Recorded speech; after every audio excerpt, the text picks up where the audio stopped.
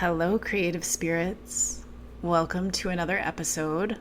I am excited to have another episode for you. This episode was recorded 10 months ago in October of 2025. So it has been aging, ripening in the digital chambers for some time. And I hope it is potent for you here and now. I have a wonderful guest today, and she will be more thoroughly introduced as the episode begins. I recorded the interview just like one full episode script, so I don't want to be too redundant here.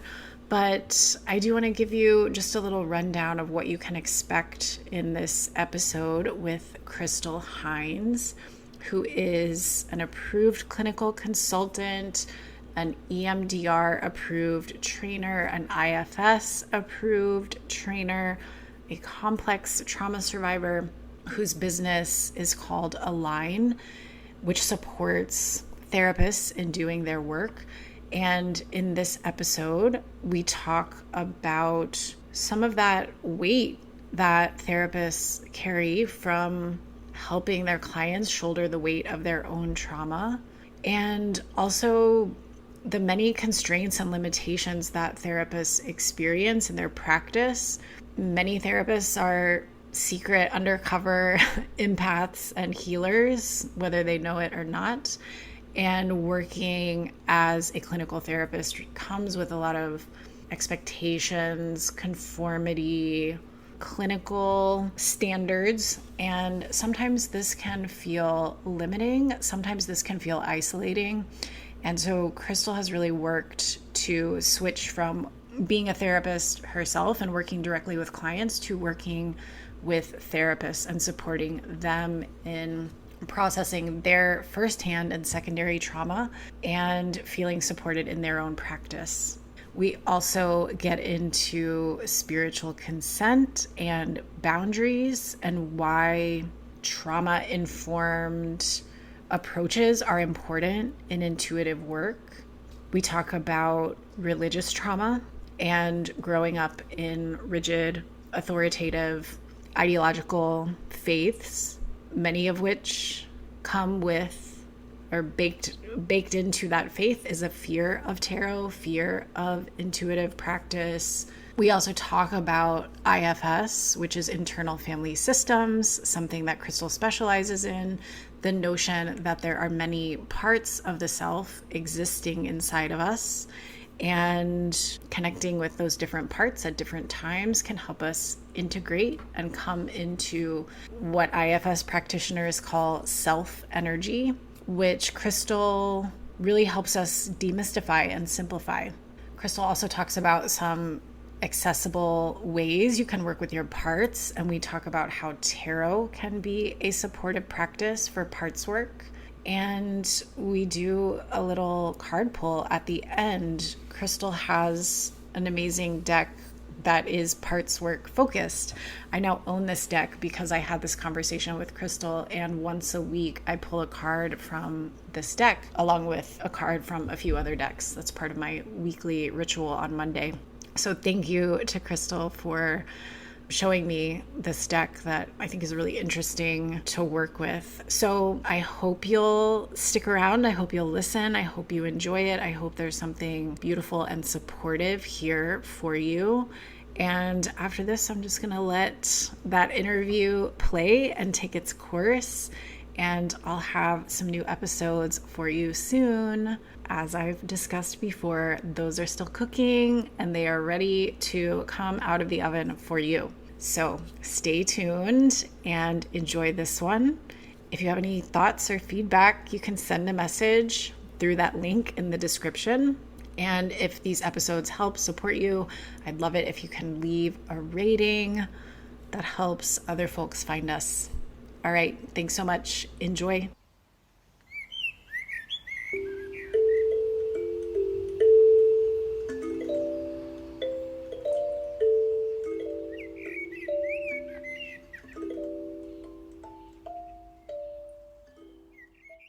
Hello, creative spirits. Welcome to another episode of Your Creative and Magical Life.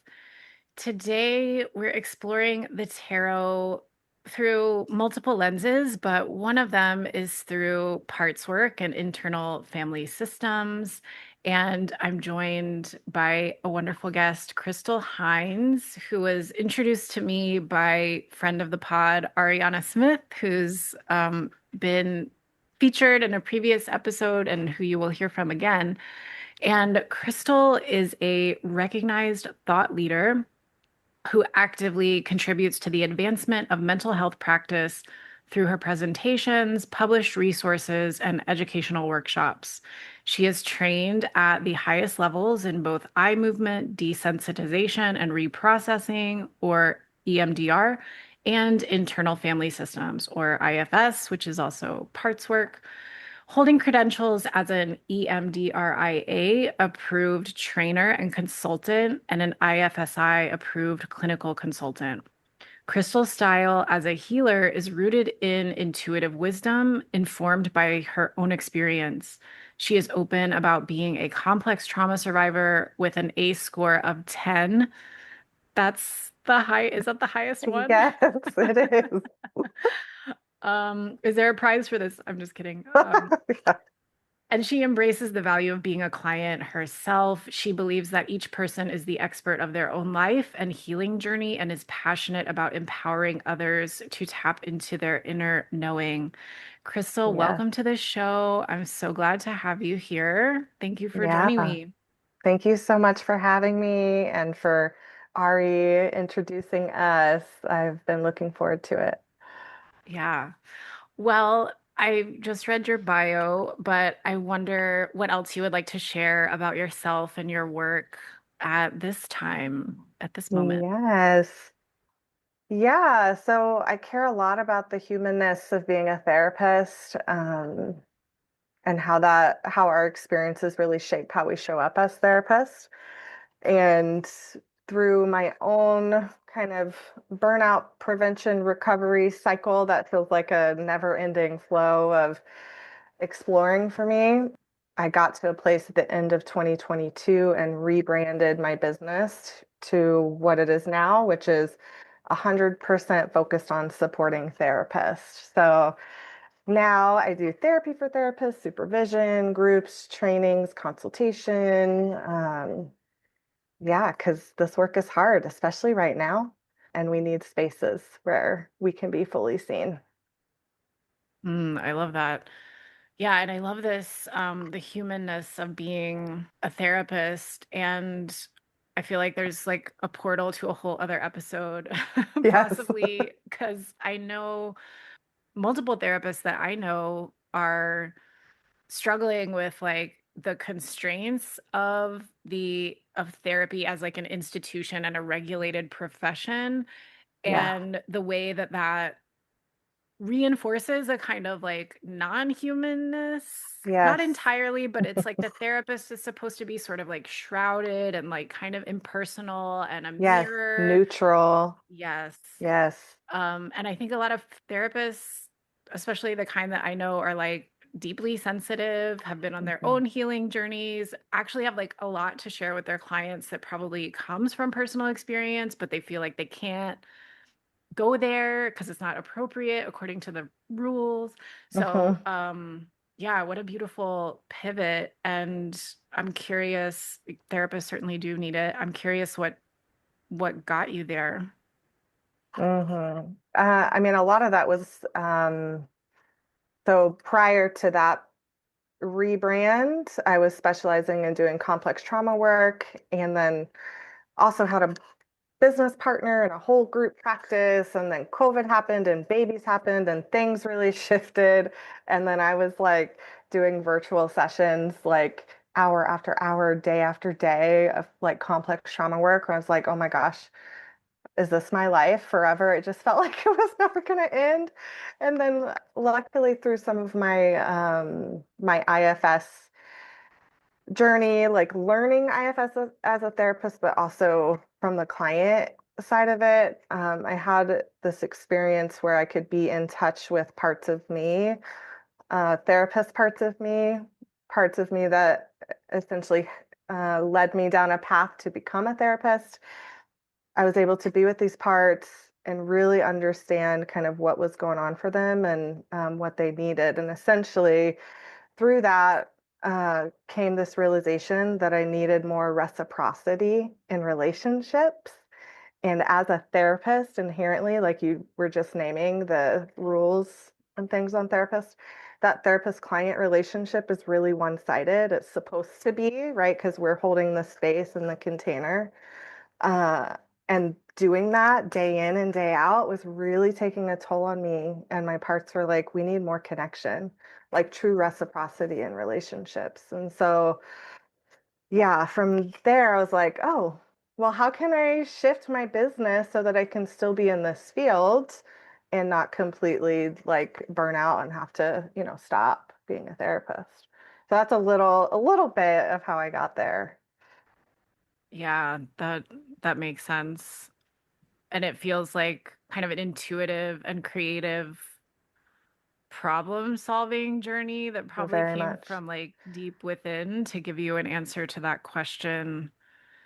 Yeah, Yes. and I think that just shows like once we clarify those questions, like how can I have this thing that I feel like is really missing, then these like deeper inner parts and creative energy and intuition can they get to work and they give you they give you a Hmm. path. So that's beautiful. Exactly. Yeah, and I'll just say one more thing to add within the field of therapy. We're kind of limited in a lot of the things that we can do because of all the rules, and a lot of it can be really stifling and not feel great. And because I'm obsessed with EMDR and IFS, I've just kept learning to a point where I can do consultation and trainings and consultation relationship. I can do it with my friends. It can be like truly reciprocal. And so that was one of the things that like really clicked for me and was like, okay, I can do this. There are ways that I can show up in a reciprocal way. And I keep a small caseload of clients that I still support. Yeah, it seems like, especially like as you get deeper into your work, we come to a point sometimes where it's like, yes, I want to help people with complex trauma, but not in this like kind of like factory model. And Yes. maybe I can help the helpers.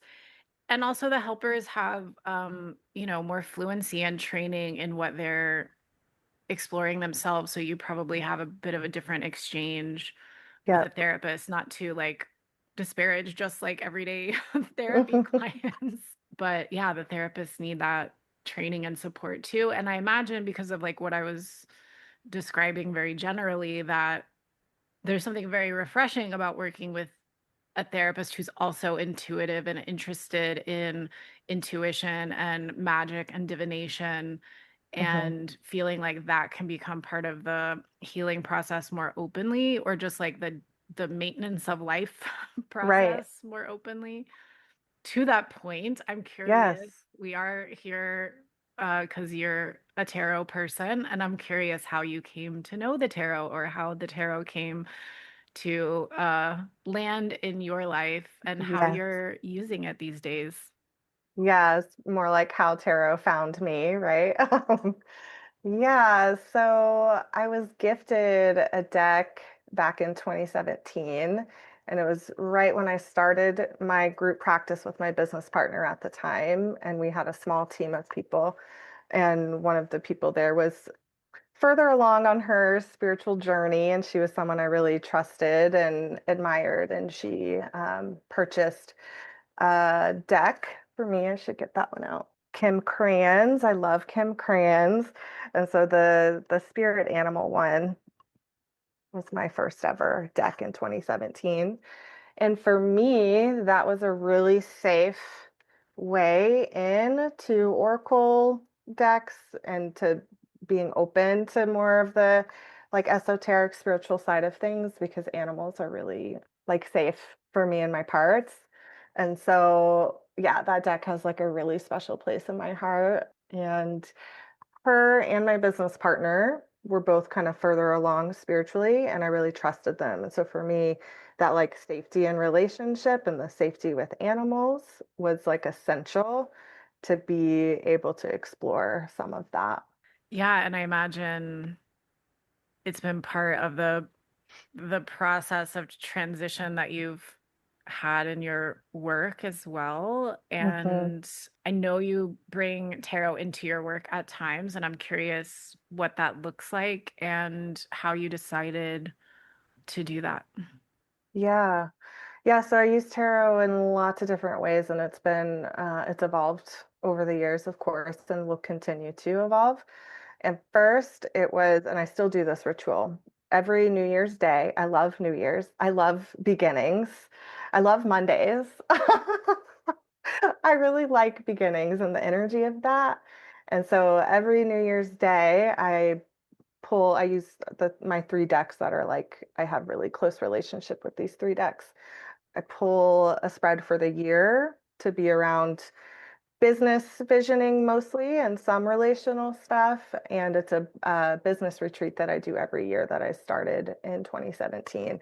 So every New Year's Day, I leave for a few days and do that kind of reflective visioning and do my spread for the year. And so that's a ritual I've kept going with me in my business. And every month I reflect on the past month and what the cards uh, showed me for the month, and then I look ahead at the next month, and what, the messages are moving forward. And I also look at the year as a whole too. And so January 1st is intense with three decks and looking at the whole thing, the big picture, which I love doing.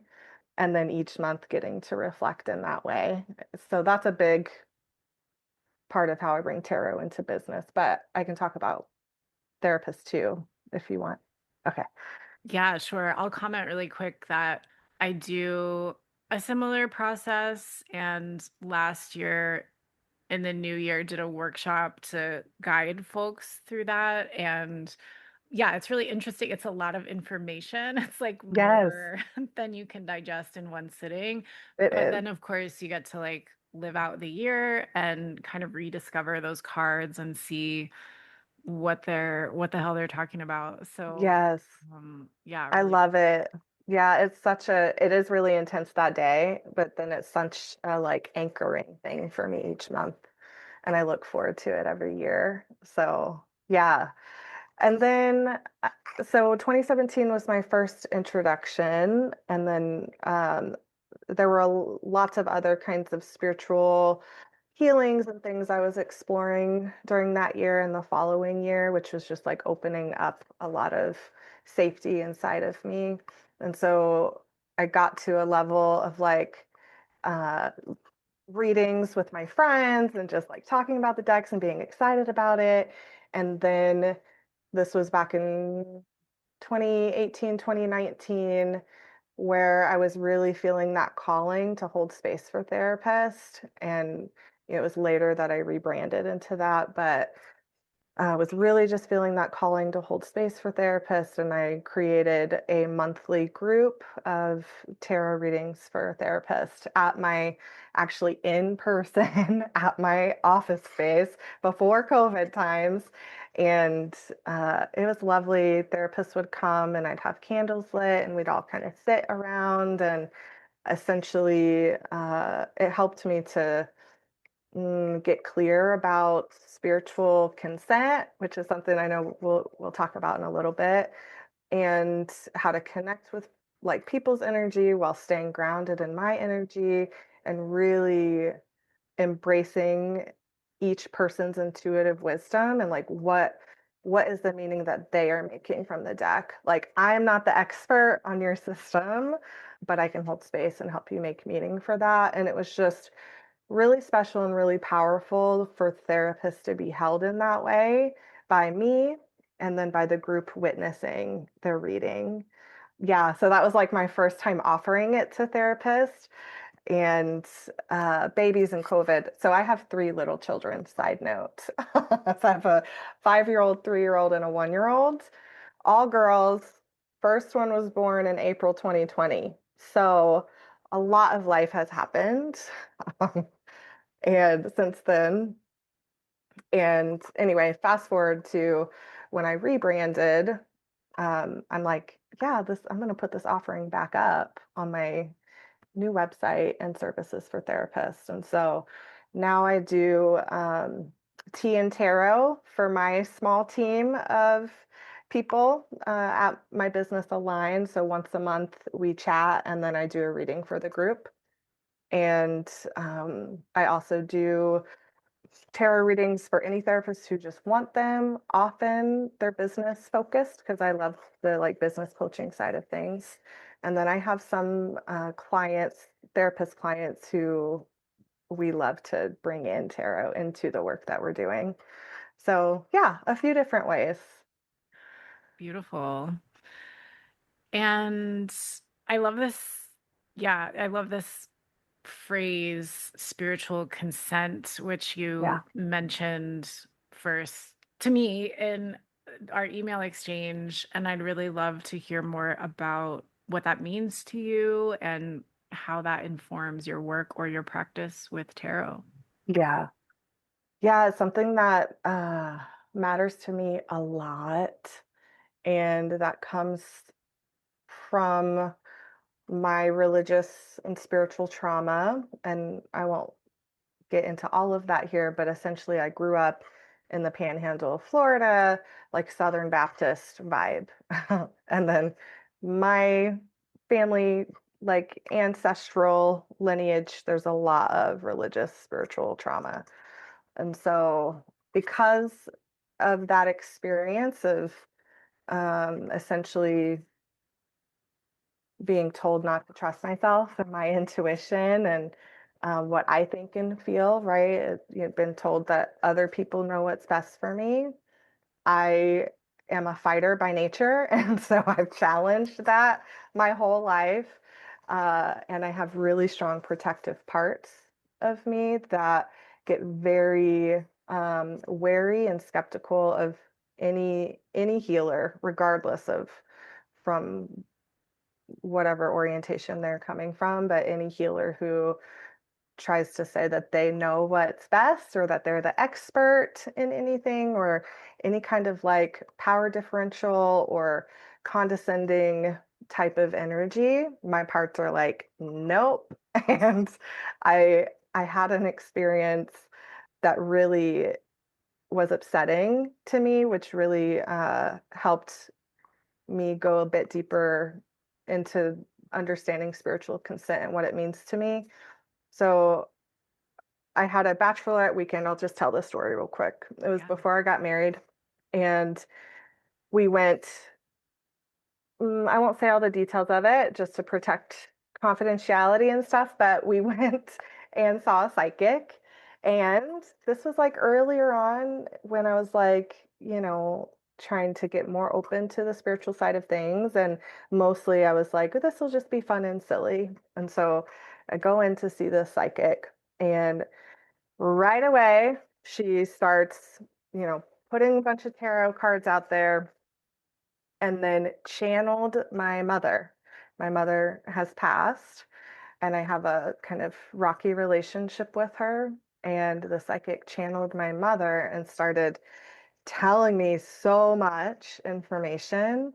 And essentially, I was like, kind of bombarded with all of this without any communication about what was the intention of the session, not asking any permission or anything. She just like said all this stuff, and it really shook me. I was pretty upset actually by the information that she sent.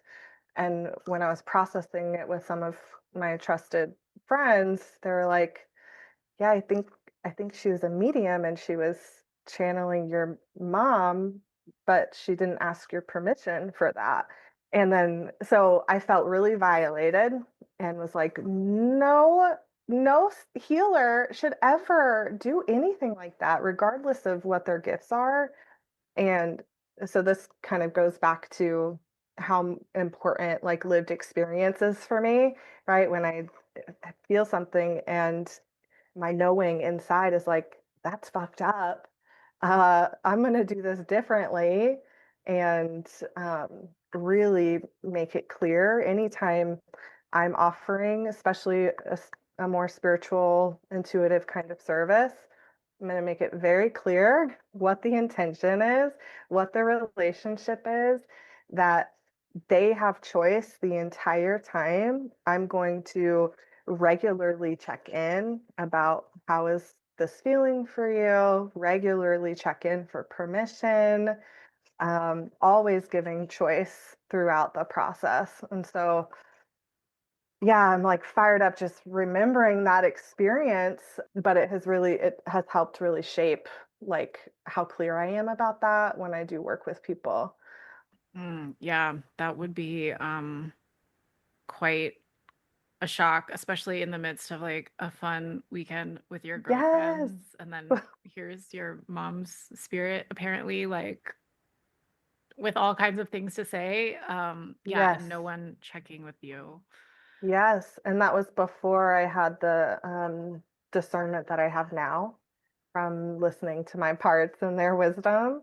'Cause I was like earlier on in my journey with that. And so, yeah.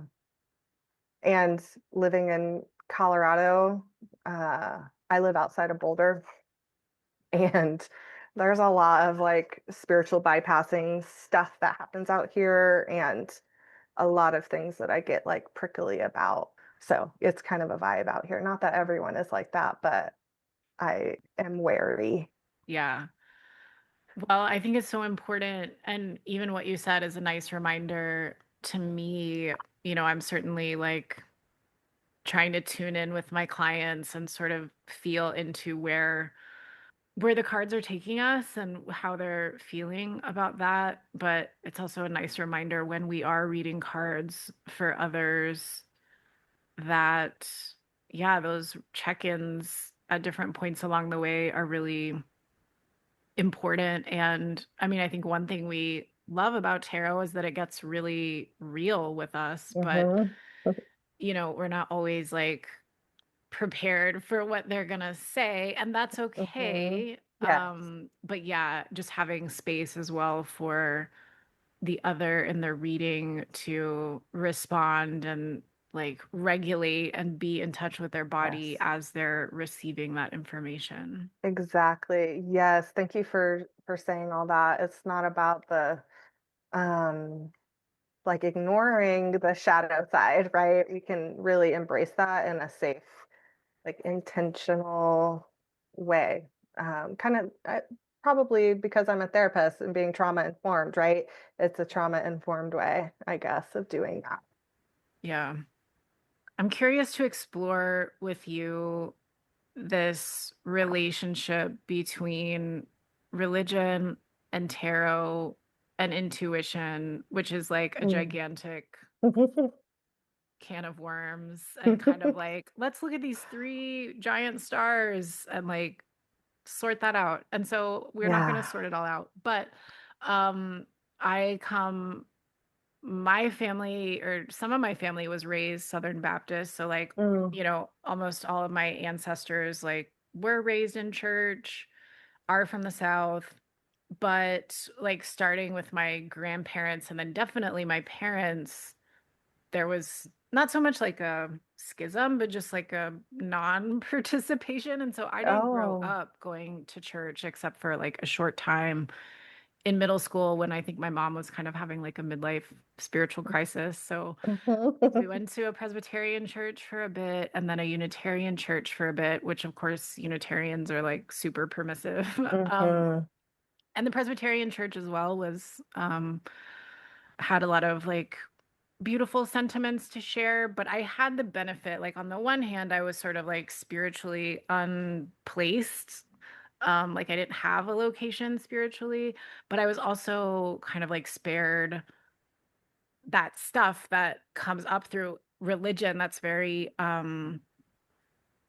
just very constraining and very rigid and really seems to me from the outside often, I'm generalizing, not in every case, but in many cases to be, as you said, at odds with what the body may say, what the Yeah. intuition may say. Like it's very much built on this external authority.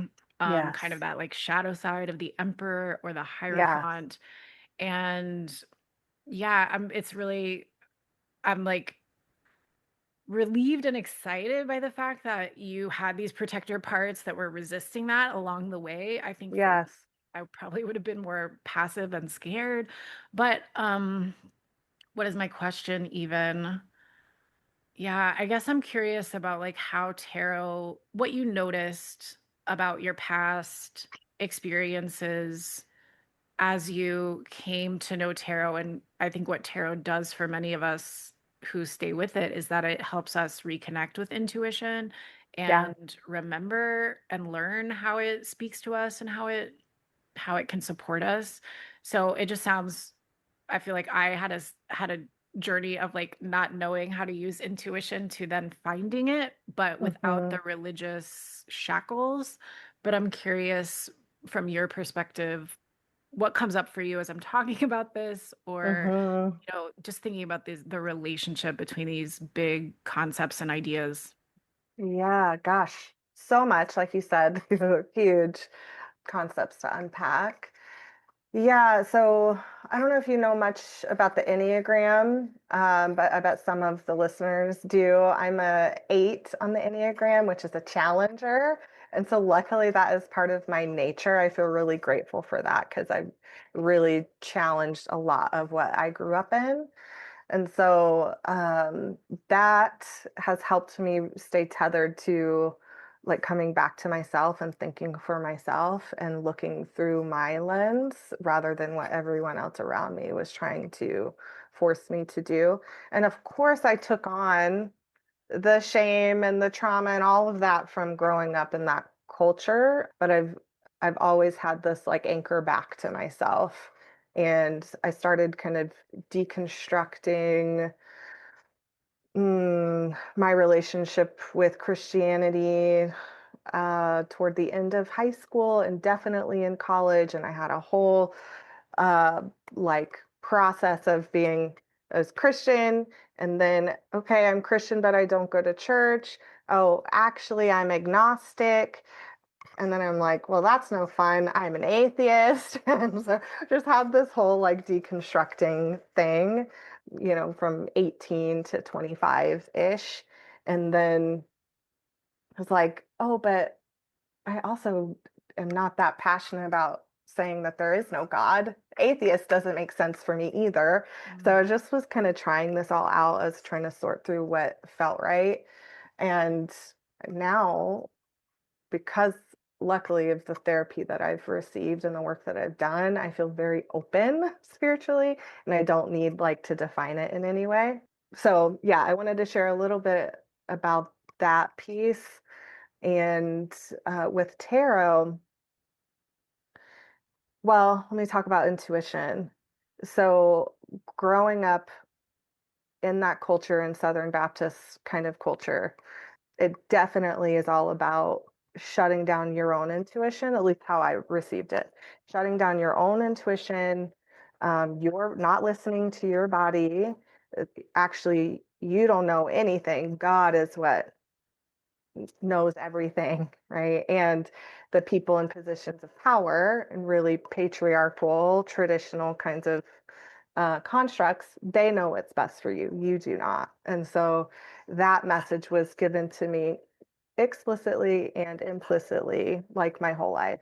And so definitely had this battle inside of like, do I listen to what my intuition, what my heart, what my gut is telling me, or do I listen to what this person in this position of power is telling me? And that was repeated. Um, but I kept questioning that and I kept coming back to that anchor inside of me. But yeah, so I grew up thinking tarot was like the devil. And so, like, if you're doing, which sounds so wild to say, but people still believe that. Like, if you do tarot, you're inviting in, like, you know, dark spirits or the devil, and you're like inviting that in. And so, my journey to get to tarot, luckily, I already deconstructed a lot and had a lot of safety internally and externally in my world. where I could keep coming back to what feels right for me. And then was aware of parts, though, that still had some fears from like really little parts, had some fears from our experiences when we were younger. And then protective, like skeptical parts of like, this is ridiculous. Definitely a strong skeptic is like, this is just silly nonsense, would try to dismiss stuff from my deck. I'll pause there. Yeah. Yeah, it's so amusing how like Christianity wants to reject the notion of magic, but the Bible is filled with magic I know. and faith is kind So of a much. magical thing. Yes. A huge, like, it requires the suspension of disbelief and skepticism. I Yes. mean, I know part of the spiritual process is that grappling with like skepticism and finding faith and like what that means as a human being for each of us individually. But yeah, just sort of amused, uh, Oh, totally. chuckling with you at that a little bit. And yeah, I can only imagine some of the resistance that would come up internally as you go on a tarot journey, even as you're consciously deciding to redefine your relationship to spirituality. And I love that you Mhm. shared kind of like those different stages, like maybe I'm agnostic, and then it's like, Yes. well, actually, like I am kind of into like a higher power or something, but like Right. what's the word for the, and so yeah, and like atheism just doesn't seem that fun. Right. It's like, So well, that doesn't work. So I just keep exploring. yeah. And I Mhm. love too how you have like you let it be kind of undefined, or it Yeah. doesn't have to be categorized. And I think that's so freeing, especially for anyone who was really like in a sort of spiritual box where everything was kind of like defined for you. And I think it also just goes to show like how challenging it is to move out of that and come overcome some of those fears and those blocks and Mhm. all those things that you were told over and over again were bad, horrible, untrue, and dangerous. Mhm. Absolutely. Maybe now is a good time to get into parts work. Okay. And first, will you just explain kind of an overview of what it is for anyone who's listening and hearing about it for the first time? There probably aren't too many people like that, but maybe there are. And maybe we all need a refresher about Right. what parts work is. Yes. Yeah, so parts work is kind of a general umbrella term for any exploring of parts of self, right? And that can be done in many different ways. Uh, and I don't have to get into all of the different ways, but what I gravitated towards specifically is a therapy called internal family systems. And again, because of my how much I pay attention to the lived experience of a therapist, for me, I was like deep into my EMDR work as a client and working through some of those ACEs, and got into some attachment work. And all of a sudden, I realized I had parts. These little kid parts of me were showing up.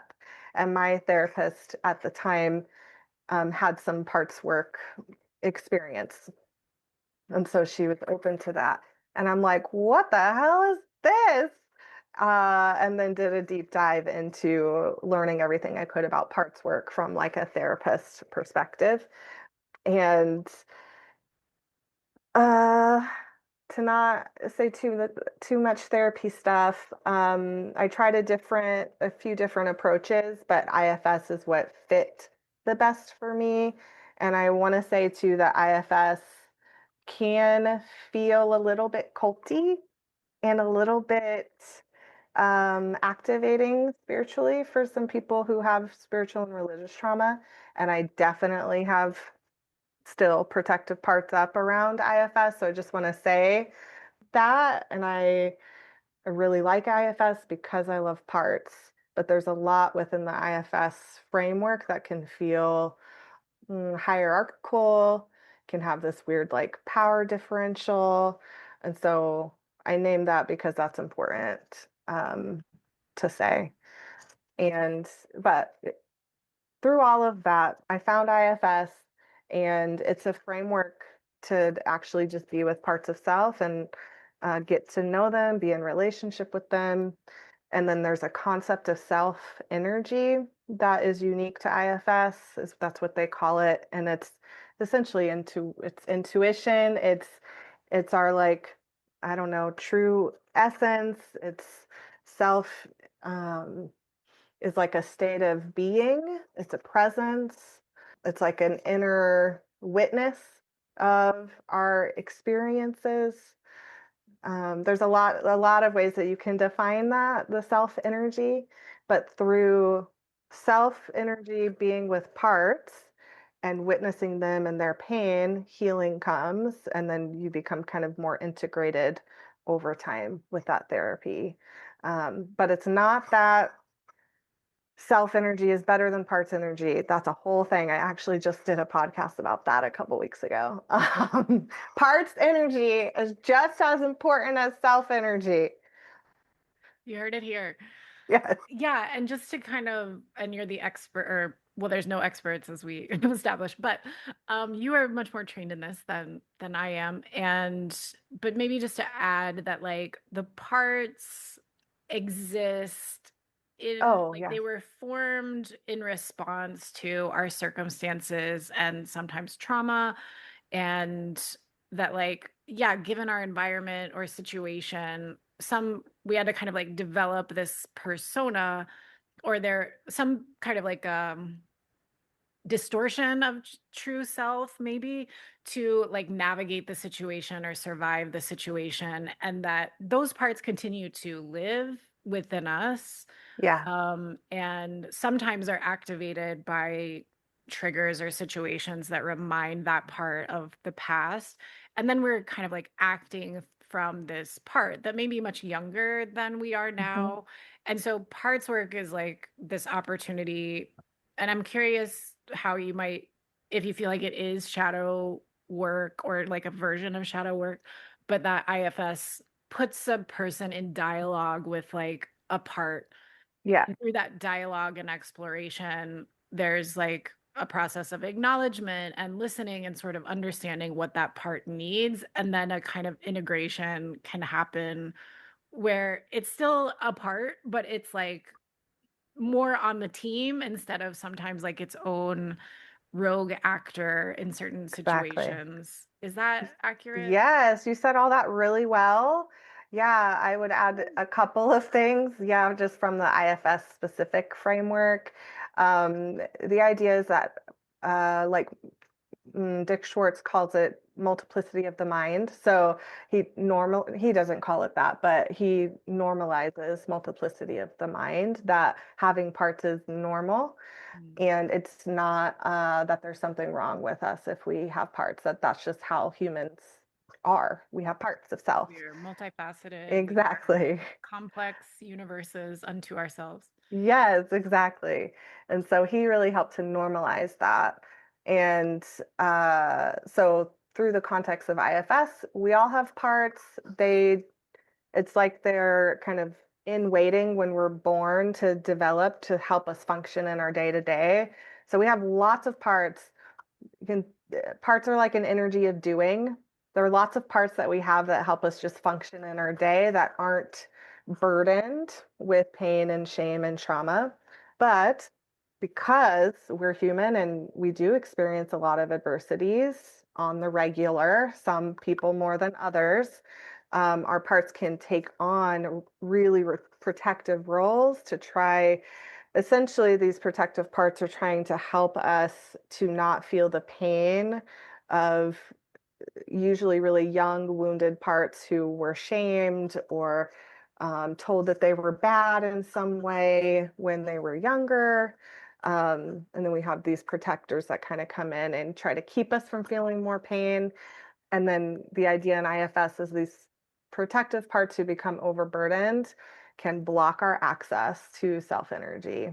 And so then we become like our parts kind of take us over Yeah. versus us being in the driver's seat. Yeah. And then we have more of like an emergency response team that's kind of Yes. running things versus Exactly. like, I am centered, I am grounded, I choose to show up in this way. Exactly. I'm glad you Yeah. added that. Yeah. And there's a process in IFS of helping. It takes some time, but once these parts feel really seen and understood and witnessed, there's a process of unburdening, is what it's called, where these parts can release their pain. It's just pretty cool, powerful stuff. The parts don't go away, and the protectors don't necessarily stop their job unless they want to, but there's just more choice. There's more choice, and you're just more integrated. Yeah. Yeah. And is it fair to say, I know Dick Schwartz, who wrote the book No Bad Parts, which is a nice introduction to internal family systems, and these two terms are basically synonymous. Hmm. Um, so he's really like, yeah, like kind of created this element, this arm of therapy that uses this modality. But is it fair to say that like the idea behind it is quite old and probably Yes, practiced by indigenous people who would do things like soul retrieval and like, absolutely. okay, Yes, I would say uh, Dick Schwartz was able to kind of create a therapeutic modality that is evidence-based, and he does research and all of that, but certainly borrows from shamanism, indigenous practices. This does not come from him. He created this therapy, but parts work, he did not create that. yeah, okay. And I wanted to jump back really quick just to define for folks what ACEs are. This is Oh, the Adverse Childhood Experiences Survey. yes. Right. And so it's a list of like 10. When I first discovered this too, I was like, holy shit.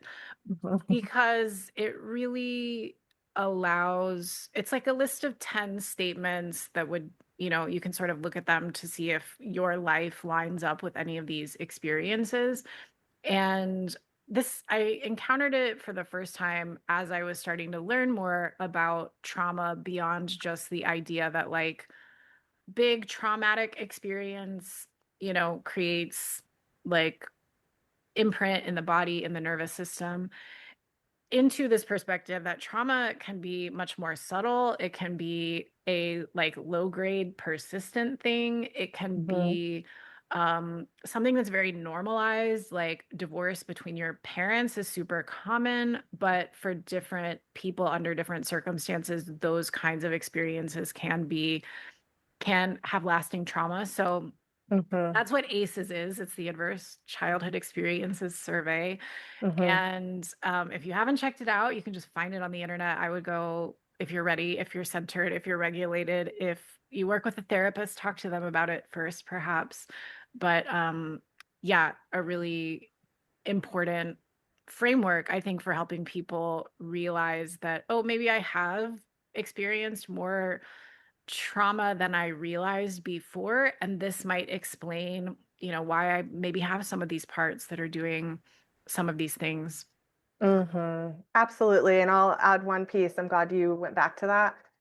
What's interesting and also like hard to be with about this study is they compared the number of ACEs that a person has with Yes, medical, like physical health problems in adulthood. yes. And really looking at the impact of that on our bodies, right? And we can all understand this kind of intuitively, like, oh, well, yeah, that makes sense. At least maybe I can, because therapists or people that really think and feel deeply. But they actually did it in a way where you can look at data, right? Data and numbers, where it's hard to ignore that, you know? And so yeah, how it impacts us emotionally, of course, and then our physical health too. Yeah. I'm glad you brought that up. And then I wanted to inquire a little bit more about this description of IFS as like I don't know, yeah, this like space within the therapeutic industry, we could say, and you described it as maybe a little culty or Yes. activating. And I'm thinking for me that brought up something like I've studied a little bit of what's called holotropic breath work, Mm, which was developed by a guy named Stan Groff, who realized that people coming out of hallucinogenic experiences like LSD would do a certain kind of breath to mm, they would like naturally do this as they were kind of coming down as a way to extend their time in this expanded state of consciousness. And so mm, he developed this whole kind of like protocol that's actually like simple when you practice it. Like it's not it's like a kind of breath you do, and then music plays and you have this like expanded consciousness experience where the inner healer does some things for you. mm. But like in the develop, so this is probably like a kind of breath that people were doing when they were going on plant journeys, before the development of LSD for like thousands of years. And then Yeah. here comes this like Westerner dude who's like, I figured this out and I've turned it into this protocol. And now, if you want to do it, you got to come train with me. And it's a Yes. lot of hours and it's a lot of money. And so it becomes, and I'm really projecting on I'm projecting, I'm not saying this is what you're talking about, but I wanted Yeah. to just That's like very similar. give Yeah. this example as like something that happens. And I think too, maybe that's a thing that starts to kind of wear on therapists of a certain stripe, that like there's a whole monetized industry around getting more trained, or like how Hmm. credentialed you have to be, or a threshold you have to meet, Yes. which isn't maybe exclusively about just preparing you to be a responsible steward of the work, but is meant to kind of like, yeah, create this sense of like control over the intellectual property. Yes. Okay, I'm saying a lot, and I'm gonna pause there. Oh no, Sorry. I love it. Yeah, it's kind of like pyramid scheming Yeah. in EMDR and IFS. And I am an EMDR trainer and consultant, and I'm an IFS consultant. And so I named this with like being aware of I carry those certificates and titles, and I'm very open about this like polarity inside of me of like, gosh, what the hell are we doing here? So you get in both of the, I'll just talk about IFS actually. I mean, he- what's cool about Dick Schwartz is he really authentically kind of stumbled upon parts and then really did develop a protocol that can be like measured and researched and all of that. And it is very hard to get trained. It's very, very hard to get in to a training, first of all. And even if you do have the time and you get lucky to get in, there was, before I finished that, for years there was a lottery system, and it was literally like just people applying to this lottery system over and over and over and over and over again just to have the chance to apply to get into a level one and then not get in. They have since changed that. To their credit, they really are trying to do better in some of their policies and the way that people get trained, but it's very hard to get in and it is very expensive. And a level one training, the last time I checked, is 92 hours. And therapists call these CEs, 92 Yeah. CEs. And it's like $4,000 to $5,000. It's a lot. And that's a level one training. And as of right now, you cannot say that you're IFS trained, period, unless you go through the institute. And so there is a huge level of gatekeeping that's Yeah. happening. So in that way, it's kind of culty. And also, if you get in and you get level one trained, then there's like a level two and a level three, and then you can get certified if you do these things and pay more money, right? Right. Right. And that doesn't feel good for a lot of people. And I get that. It's similar with EMDR, but EMDR is much more accessible to therapists. But it's still a like hierarchical do Yeah. this basic training, then get certified, then become a consultant in training and pay a lot of money along the way. And so I think that it's just a fair critique and important to say out loud.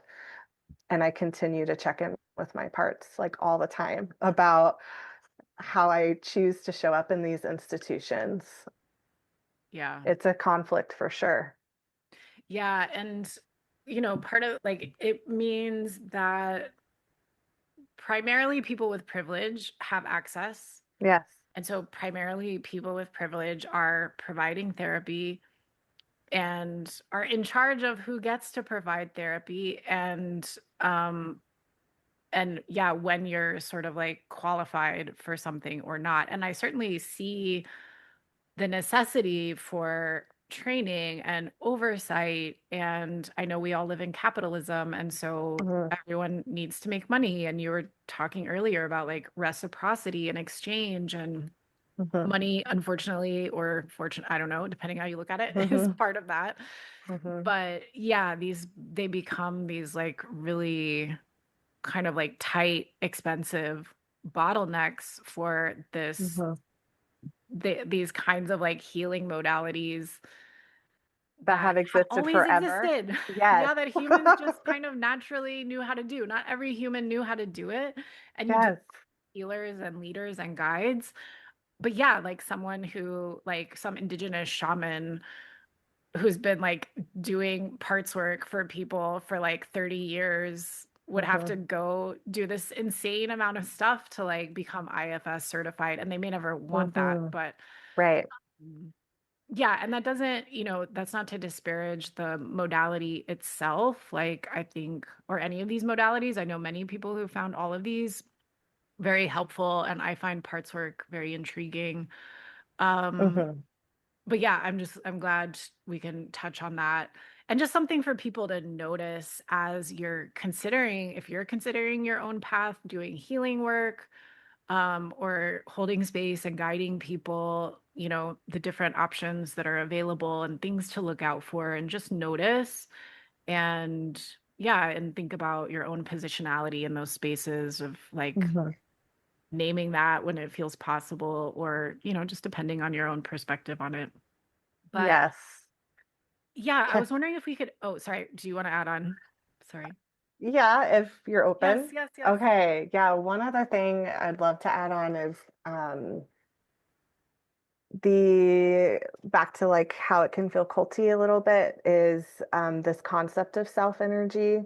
Mm, Uh, in some trainers and some like content and just different things that we can consume about IFS, different experiences and trainings, it can feel like self has to be this like bigger spiritual kind of concept, which I feel good about at this point. Obviously, we're talking about this stuff in this podcast, but not that doesn't fit for everybody. And self energy does not have to be this bigger universal spiritual context or this concept, rather. It, for me, is also a regulated nervous system mm, when we're like, and I'm into polyvagal theory. So when we're connected to our ventral vagal circuit, where we're in our window of tolerance, like we have access to self energy. It doesn't have to be this bigger spiritual kind of concept, and it can be a container to explore spiritual stuff for sure in IFS. There's a lot of spiritual work you can do.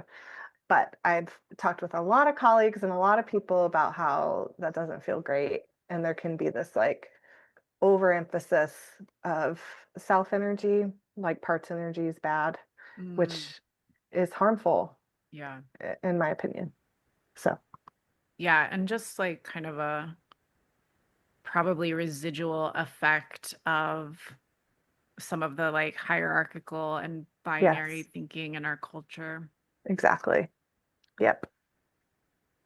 Could you give an example of a part either that you've worked with or you see like clients working with a lot? And I know part of it is like we can come up with our own names for these parts, which is kind of like fun and creative and gives us a sense of ownership. Yeah. But there may, like there's for me probably like a good girl part that's like needed to get A's or like do well in school and maybe is a people pleaser or maybe that's a separate part. But they work together. I don't know. But yeah, Yeah. just some examples of Of like parts? of Yes. parts. Yeah. Yes. So skeptic, there's strong people have strong skeptic parts, which I love. I really welcome them. Really like intellectual, rational parts who come in with really strong like thoughts, often go hand in hand with skeptics. Can have the parts that want us to do everything perfectly. They're trying to keep us from making a mistake so we don't feel shame, right? Yeah. Um, they're definitely the people pleasers. So in IFS, there's managers. Those are all managers that I just named some examples. Worriers, inner critics, yeah, a lot of parts that get us like in our heads. Managers are doing everything they can proactively to keep us from feeling pain. And then we have firefighters who are reactive and they come in and shut down the pain. I don't love the terms, but that's what it is. Mm. And some of those parts are like dissociation, rage, parts that self-harm or use, substances, really impulsive part. So they're coming in, they're like, we're not going to feel any of that. And they shut it all down. And then there are parts that are called exiles. And these are usually the young ones. I don't like the term exiles, but essentially they're the trauma holders. They're the ones actually holding the pain of our experiences. So these other parts are trying to keep all of that at bay. Yeah, those are some examples. That's great. Thank you. Yeah. And then I'm curious how you see if you see a connection between tarot, which is to me a technology that represents the and reflects the human experience, and IFS or parts work. Is it a tool we can use in part? Do you use it in parts work? Do you see how do you see any connection there, if at all? Yeah, I think my biggest connection with tarot and IFS and parts work is so interesting when I look at kind of my journey with both kind of go alongside each other. So that probably really informs me. But that like anchoring back to myself and coming back to like my intuition and my heart and my creativity, my magic, my flow, like all of that is self energy. And when I'm doing a reading for myself or others, I am like connecting and expanding my self energy, which we could think of it in a spiritual context. It that resonates for me personally, but it doesn't have to for everybody.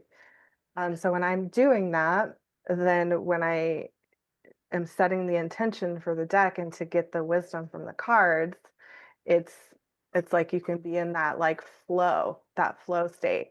Whereas if and my parts are great, my parts can be here and hang out and inform me and all of that.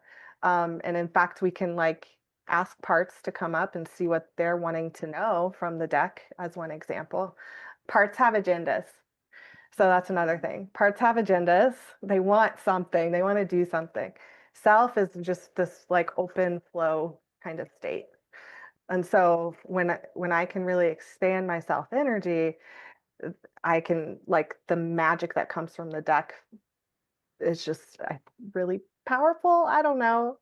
I hesitate to say that word, but yeah, it's more open, more expansive. Yeah. Yeah. Yeah, I think that's a really important point, how even just the practice of working with the cards, whatever questions you ask or whatever the cards say, just like coming to the cards, get like kind of transitioning out of like running around through your life and Right. staying still to be in a moment of inquiry and reflection Yes. and we start to like slow down our nervous system, usually unless we're like super activated or something might respond to the fact that we're getting our deck and we're sitting and we're looking inward and Yes. also I think looking like upward, like to Yeah. spirit, however, wherever. Right. I don't know that spirit only exists up. It exists in all things, in my opinion, in my cosmology, I guess. But Yes. yeah, and that can just help us bring ourselves into self energy. I think that's a really great like analogy and connection. And I Yeah. guess I'm wondering too if like, you know, and maybe we can try this here together or something, but Yeah. if we can pull a card to represent a part that might need attention Mm, and then do something with that. Like does that totally. Yes. And cool? do I have this deck? There's another deck too that can, well, oh yeah. It's not tarot or oracle, but I love it. Interactive cards. This is a very well used. Oh, it's 4 parts work. Amazing. Yes. And it's a whole deck with just a bunch of different images that can represent parts. Cool. And it's a way to like externalize parts and do parts work. So yeah, that exists as well to do parts work with the deck, but also absolutely with tarot. Okay. Um, and that's, I mean, one of the things I love about tarot and IFS and all that we're talking is how you can just flow in creativity, right? It's like so Yeah. much that you can do with it. Yes. Yeah. I'm curious, would you be willing to pull a card for me from that deck? And I'll pull one from my tarot deck and we'll see if they talk to each other or just like see what happens. And Ooh, maybe then from the parts deck. yeah, is Oh, that okay? yes. Yes. I had my other tarot deck ready, but I love this one too. And then Yes.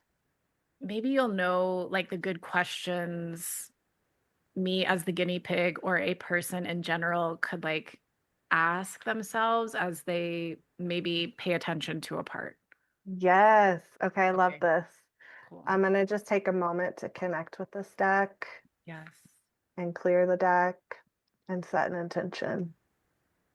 And the intention being connecting with a part of you that wants to be seen right now. Does that feel right? Yes. Thank Okay. you. And it's okay if I take a few moments Yes. here. Yes. Okay. And I usually, anytime I do a reading, I kind of tell people my process, part of that consent piece, Beautiful. where I have a ritual around kind of clearing the deck and like expanding my energy and setting intention. Mm, I'm doing that right now. thank you. Okay, shuffle.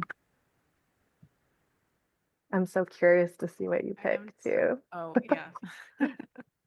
and what I pick and see how Yeah. it overlaps.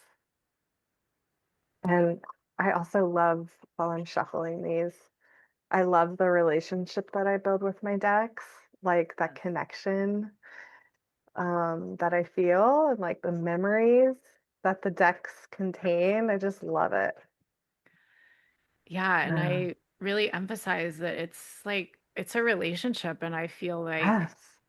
each deck has a different personality that has like something to do with the creator, but something, and I mean the creator of the deck, and I guess the creator, the Yeah. co-creator. And but also like kind of the life force of the deck itself as a creation Yes.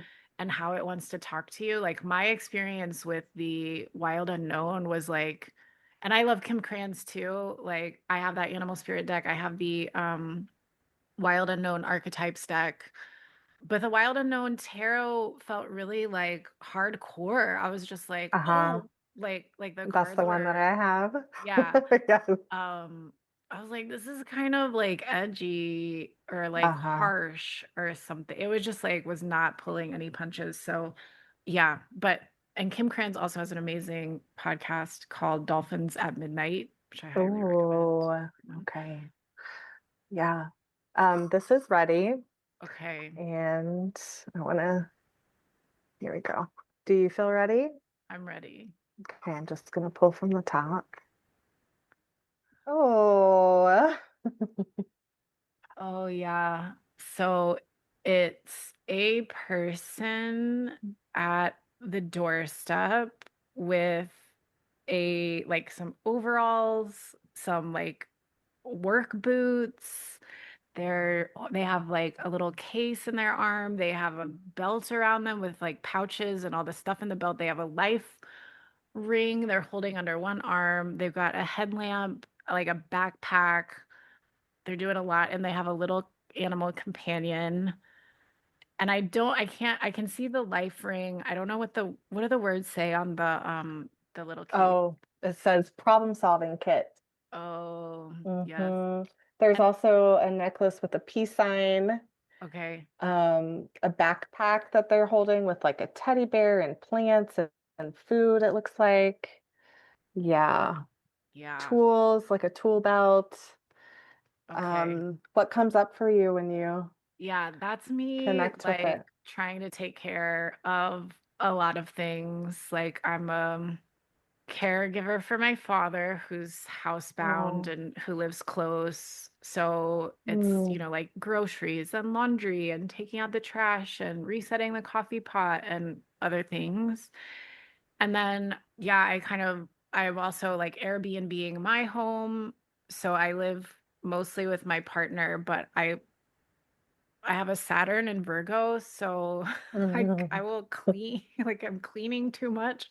So I have to clean my house like extensively for guests and kind of like run mm, back and forth and like run to my dad. And then there's like, the business and the space I'm holding for people and just trying to be yes. caring, but also, especially in the last week, being like, I am bedraggled, I am run ragged. Mhm. And the card I pulled was the Tower, Oh my goodness. which is my card of the year. The It card pulled is. as the theme of the year. So this is super rich, super Oh, interesting. yes. So what do I do now? What are some like journaling prompts or something I need to go do with all of this? Yeah, I just am going to reflect a little back if that feels, well, let me check. Does that feel okay Yeah, if I I'm reflect open. some back? Okay. Yeah.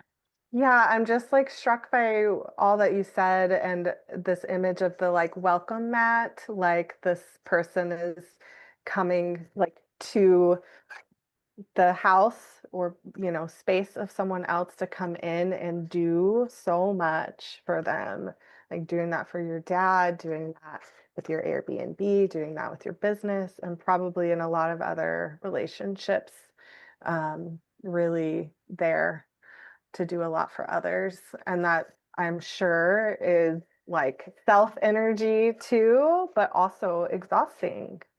And then that makes me curious about how that relates with the tower and if something might shake that up. Yeah, Yeah. it's like especially the last couple weeks have been busy, like also hosting, putting on an event and like moderating Mhm. like a book talk. And I feel like there was something else last week too. And Mhm. um, yeah, it's just like this isn't sustainable. I'm like tired in my bones. And I Yes. certainly also resonated with what you were talking about at the beginning of our conversation around desiring reciprocity and like Mhm. generosity is a big value of mine. And like if I feel able, I want to be able to help. But yeah, it's like Yeah. that's part of my spirit. But then there's also a part that is Yes. Over. overactive. Yes. And so it's so hard to discern when I'm in like one energy or the other one, except maybe it's like, oh, Absolutely. I'm getting resentful, or oh, I'm getting annoyed, or oh, I'm getting really tired. Hmm. And maybe that's the part and not the self. So Yes. And I can give you prompts for later, or you can even do it right now, depending on what you're feeling open to. But My next thing would be, can you sense in to this part in or around your body and really feel this part who's doing so much for everyone else? Can you find this part in or around your body and kind of focus in on them? So it's Okay. like a tuning in, and then really wanting to understand, like, tell me more. Tell me more about all that you're doing and all that you're holding. Who are you? How long have you been doing this job of caring for others or whatever the job is for the part? Yeah, I'm writing this down. I think our conversation's getting, about to our time. So I'm like, Yeah. just for everyone listening, I'm willing to go here right now, but time-wise, I don't Yes, think we totally. can. So I'm Yes. writing this down so I can do this. And I'm going to put these same questions in the episode description. So if people, want to explore a little bit of parts work on their own, we have Hmm. tuning into the body, seeing where that energy is located in the body, Yeah. where the body might be holding the energy Hmm. of that. Yeah. And so it's just like sensing into it, seeing what details come up as you do. Um, I should add, parts can show up in many different ways to communicate. Not everyone sees them visually, and that's okay. They can show up through images, through emotions, through thoughts, through body sensations. So it's just a tuning in to see what's there. And then you just like let your curiosity kind of guide the way of like, tell me more about you. What is your job? How long have you been doing it? You kind of like interview the part. But a really important question to ask is, what are you concerned will happen if you don't do this job? There's usually some kind of fear, or concern underneath, like why they feel like they have to keep doing it at the level that they are. Yeah. And then one, a good follow up, like after you're asking some of these questions, is to check in with yourself and say, like, how am I feeling toward this part right now? Mm, And check and see if there's, are you feeling open hearted? Are you feeling interested, compassionate, wanting to know more? If you're noticing any of that, that would be self energy that you would extend to the part and just let them know, like, that you're getting it, what you're feeling toward them. And then in that like relational space, like magic happens in that witnessing. Sometimes, though, when we check in about how we're feeling, we're like, oh, I'm so tired of that part. Get out of here. So that's another part, which is okay. And we just welcome that part. okay. Okay. That's Yeah. super helpful. I love all of this. It's so fascinating. I mean, it shouldn't surprise me, but yeah, you just like get the cards you need to get when you need to get Yes. them. And like, this is the thing that I think like I'm feeling most at this moment as a thing that feels heavy or challenging, or like, I don't actually know how to solve this or in the moment, or how Yeah. to like pull back or which things to pull back from. So, this feels like a really beautiful way to ask the expert inside me who's like, Yes. who has some needs and has some like desires. So I Exactly. really appreciate you doing this experiment with me and Yes. sharing these like steps of exploration.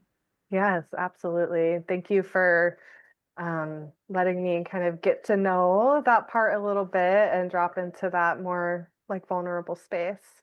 Yeah, I've got to get this deck too because it's like it's the second I saw that image of this Hmm. person just like wearing all this stuff and carrying all this stuff.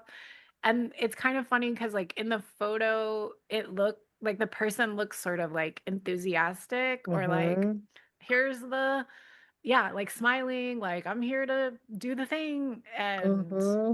except it's not like a plumber who fixes just one thing. It's like they got all the things. Right. So yeah, it's just like when you see it in an image, like just like with tarot, it hits you It does. someplace deeper. So that's Absolutely. really cool. And this is really helpful as well because I pulled the tower as my theme card for the year when I was doing like Hmm. my whole big spread. And then I'm like, oh, great. Okay, where's this going to go? Is it going to be like a gigantic explosion? Is it going to Right. be more subtle inside of me? And I've been kind of like all year, I'm like, is this it? Is this it? And, Hmm. we only have a few more months left, but it does like this helps me see like it is an internal. I mean, there's external forces, but this is Right. a like internal thing that needs to be dismantled in order Hmm. for something else to happen or for me to move toward the things that I'm really wanting and desiring and want to have energy for. So Absolutely. very cool. How freaking cool that So badass. those were just both picked. Yes. That's really cool. Yes. Oh. So, yeah, will you tell us anything, where would you like people to find you, or is there a resource for people to start with? What about our non-therapist listeners? What do you want people Yes. to know about you as we start to wrap up? Yeah, I am gonna give you the link for, I have a resource page that has a bunch of freebies Cool. that are IFS related and others. And a lot of my stuff is for therapists specifically. But anyone could find some of those things helpful. And, I love doing tarot. And if anyone wants to do a deep dive with tarot and parts, that would be awesome. And so they can schedule on my website like a free 30-minute consult. And I'm open to anyone who's interested in that. Oh, amazing. I might go sign myself up for that. Yay. Well, Crystal, thank you so much. I will include, yes, links to your site and any other places you inhabit digitally. And I'm so glad you came on the show. I'm so glad to talk to you and to share all of this beautiful insight and information with listeners. So thank you so much. Thank you for having me. This has been, gosh, feel so lucky to talk about this stuff. Yeah, it's so fun, right? Yes. It's rich. Yes. Yes. And to all the listeners out there, thank you for tuning in. Thank you for engaging with magic and tarot and creativity. And I hope this episode brought you some insight, something juicy for your life. And as ever, I invite you to join my email list where you can hear about the things I'm offering, the courses that are coming up, the learning community, my Tarot for Creative Spirits book, things like this. You'll just be way more in the know if you hop on that list. So come find me there, and I hope to connect with you in some way soon. And until next time, please continue to enjoy your creative and magical life.